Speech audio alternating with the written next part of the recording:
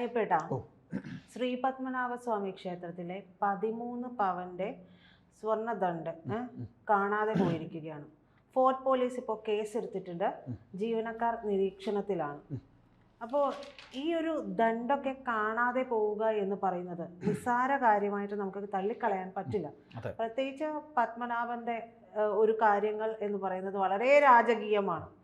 ആ ഒരു സ്ഥലത്ത് നിന്ന്, അത്രയും പാറാവും സുരക്ഷയും ഒക്കെയുള്ള സ്ഥലത്ത് നിന്നാണ് ഈ ഒരു ദണ്ട് കാണാതെ പോയിട്ടുള്ളത്.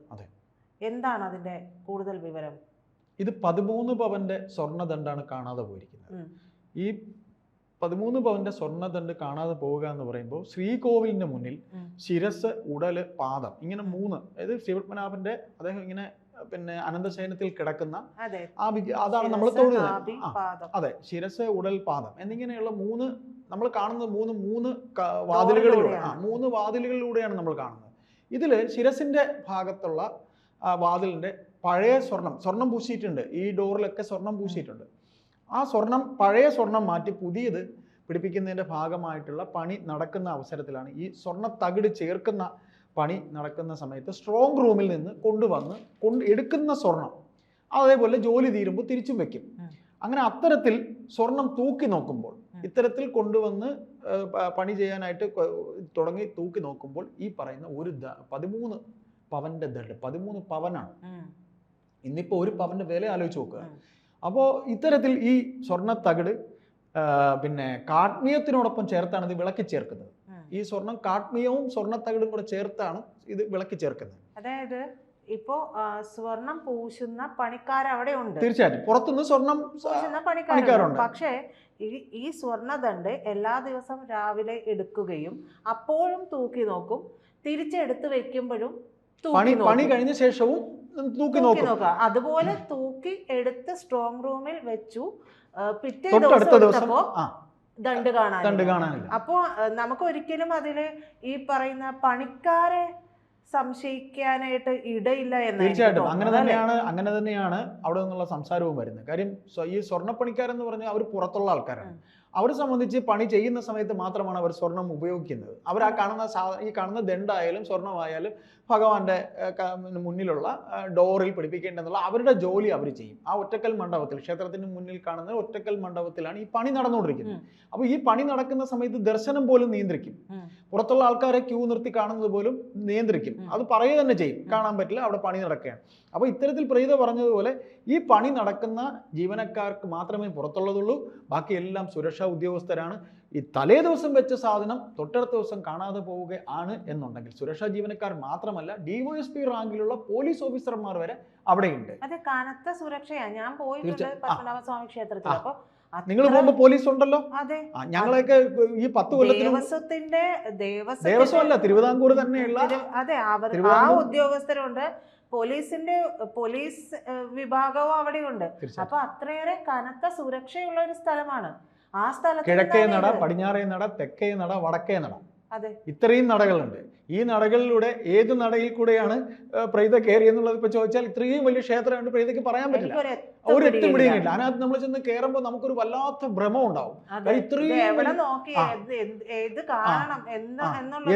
ഒരു വല്ലാത്തൊരു ഭ്രമമുണ്ട്. കാര്യം അത്ര കണ്ട് ശില്പചാതുരിയിലുള്ള ശില്പങ്ങളും അത്ര ഭംഗിയാണ്. അപ്പോൾ ഇത്തരത്തിൽ പറയുമ്പോൾ ഈ സുരക്ഷയെക്കുറിച്ച് നമ്മൾ പറഞ്ഞു വന്നതാണ്. സുരക്ഷ അത്ര കണ്ട് സുരക്ഷയാണ്. ഇതിനു മുമ്പ് ഇത്രയും വലിയ ക്ഷേത്രത്തിൽ ഈ പറയുന്ന പോലീസ് ഓഫീസേഴ്സ് വരുന്നതിന് മുമ്പ് ഈ പറയുന്ന തിരുവിതാംകൂർ ഇവരുടെ ക്ഷേത്രവുമായി ബന്ധപ്പെട്ട ആൾക്കാരാണ് അവിടെ ഉണ്ടായിരുന്നത്.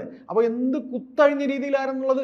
കാര്യം ഒരുപാട് ജനം വരുന്നതാണ്. വടക്കേ ഇന്ത്യയിൽ നിന്ന് വരെ ജനം വരുന്നുണ്ട്. അതിപ്പം തമാശയ്ക്ക് പറയും ലോകത്തെ ഏറ്റവും സമ്പന്നനായ ഒരാളാണ് ശ്രീപത്മനാഭൻ എന്ന് പറയും. അത്ര കണ്ട് സ്വർണ്ണം അദ്ദേഹത്തിനുണ്ട്. അപ്പം നമ്മൾ കാര്യത്തിലേക്ക് വരുമ്പോൾ അദ്ദേഹത്തിൻ്റെ ഈ പറയുന്ന പത്മനാഭന്റെ ശിരസിന്റെ ഭാഗത്തെ കതകിന്റെ, അതായത് ഡോറിന്റെ പണിക്ക് ഉപയോഗിച്ചിരുന്ന സ്വർണ്ണത്തണ്ട് തലേ ദിവസം വെക്കുകയും സ്വർണ്ണത്തകിട്, ഈ ദണ്ട് എന്ന് പറയുമ്പോൾ അത് ചുരുട്ടി ദണ്ടായി വെച്ചിരിക്കുക. ഇത് കാണുന്നില്ല, തലേ ദിവസം പണിക്ക് വെക്കുന്നു, അടുത്ത ദിവസം ഇത് കാണുന്നില്ല എന്ന് പറയുമ്പോൾ ആവിയായി പോയോ? കഴകക്കാരറിയാതെ അത് പോകുമെന്ന്. തീർച്ചയായിട്ടും കഴകക്കാരെ മാത്രമല്ല, പൂജാരിമാർക്കും ക്ഷേത്രത്തിലെ കീഴ്ശാന്തി മുതൽ മേൽശാന്തി വരെ.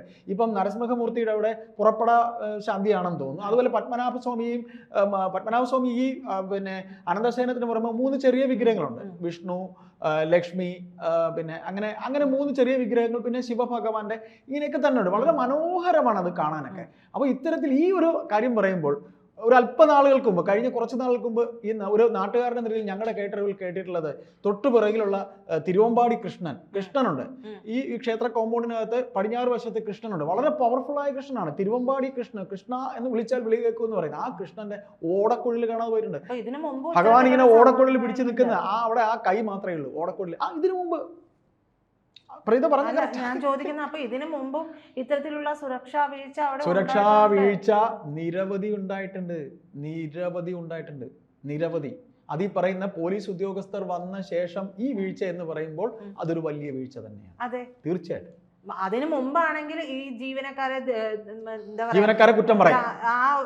ആ രാജകുടുംബവുമായി ബന്ധപ്പെട്ട ആൾക്കാർ അവരുമായിട്ട് കാര്യം 8 വീട്ടിൽ പിള്ളമാർക്കൊക്കെ ഈ അമ്പലത്തിന്റെ ചരിത്രവുമായി 8 വീട്ടിൽ പിള്ളമാർക്കൊക്കെ ഈ ചരിത്രവുമായി തിരുവിതാംകൂർ രാജകുടുംബവും 8 വീട്ടിൽ പിള്ളമാരും മാർത്താണ്ഡവർമ്മ ഒക്കെയുള്ള, നമ്മൾ കണ്ടിട്ടുള്ളത്, എന്റെ അറിവിൽ ഞാൻ കണ്ടിട്ടുള്ളത് ശ്രീ ചിത്തിര തിരുനാൾ മഹാരാജാവ്, അദ്ദേഹത്തിന്റെ അനുജൻ മാർത്താണ്ഡവർമ്മ. ഒന്ന് നോക്കൂ, ക്ഷേത്രത്തിലെ ഉദ്യോഗസ്ഥരുടെയും സുരക്ഷാ ചുമതലയുള്ള പോലീസിന്റെയും സാന്നിധ്യത്തിലാണ് ദിവസവും ഈ സ്വർണം പുറത്തെടുക്കുന്നത്. തീർച്ചയായിട്ടും.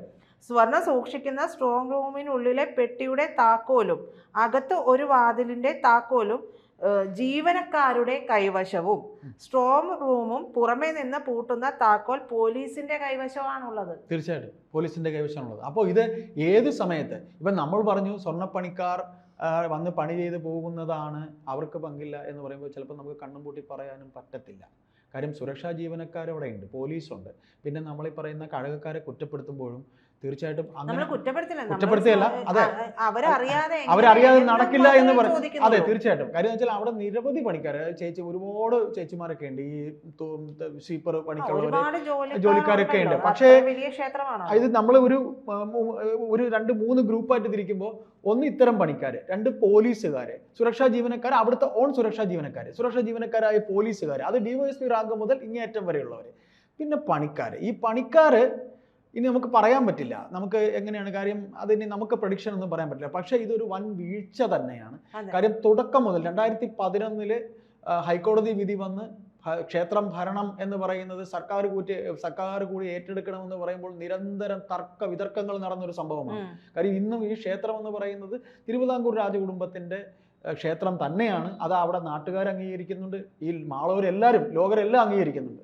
കോടിക്കണക്കിന് രൂപ സ്വത്താണ് ഈ ഒരു സ്വർണ്ണദണ്ഡെന്നൊക്കെ പറയുന്നത്. ആ ഒരു സ്വർണം നിലവറ തുറക്കുന്നതുമായി ബന്ധപ്പെട്ട എന്തെല്ലാം തർക്കങ്ങളാണ് നടന്നത്. അത് ചിലത് തുറക്കാനും പാടില്ല, ഐതിഹ്യമുണ്ട്. തുറന്നാൽ അവർ മരിച്ചു പോകും. പിന്നെ അതെല്ലാം നമ്മളിപ്പോൾ ഞാൻ തന്നെ ക്ഷേത്ര ദർശനത്തിന് പോകുന്ന സമയത്ത് എത്ര പേര് വന്ന് എന്നെ ചോദിച്ചിട്ടുണ്ടെന്ന്, ഇത് എവിടെയാണ് ഇത്. അപ്പം നമ്മൾ പറയും നമുക്കറിയില്ല എന്ന് പറയും. നമ്മൾ നാട്ടുകാരാണ്, ശരിയാണ്, പക്ഷെ എവിടെയാണ് നില പറയുന്നത് നമുക്കറിയില്ല എന്ന് പറയും. ഏതായാലും ലോകത്തെ വലിയ ധനാഢ്യനായ ശ്രീപത്മനാഭനെ അദ്ദേഹം തന്നെ, ഭഗവാനെ അങ്ങ് തന്നെ കാത്തോളനെ ഭഗവാനെ അങ്ങ് തന്നെ കാത്തോണേ. അല്ല, എന്തായാലും ഇത് ചേട്ടന് ഇതൊന്നും നമുക്ക് നോക്കുമ്പോഴേ, സ്വർണം സൂക്ഷിക്കുന്ന സ്ട്രോങ് റൂമിനുള്ളിലെ പെട്ടിയുടെ താക്കോല്, പിന്നെ അകത്തുള്ള പെട്ടിയുടെ താക്കോല്, ഒരു വാതിലിന്റെ താക്കോലും ജീവനക്കാരുടെ കൈവശമാണുള്ളത്. പുറമേ നിന്ന് പൂട്ടുന്ന താക്കോല് പോലീസിന്റെ കൈവശം. അപ്പൊ അത്രയേറെ ഇതുമായി ബന്ധപ്പെട്ട് നിൽക്കുന്ന ഒരാൾക്ക് മാത്രമേ ഈ ഒരു കൃത്യം ചെയ്യാൻ കഴിയൂ എന്നുള്ളത് തന്നെയാണ്. അപ്പൊ സംശയിക്കേണ്ടവർ കള്ളൻ കപ്പലിൽ തന്നെയാണ് എന്ന് ചിലപ്പോൾ നമുക്ക് പറയേണ്ടിയും വരും.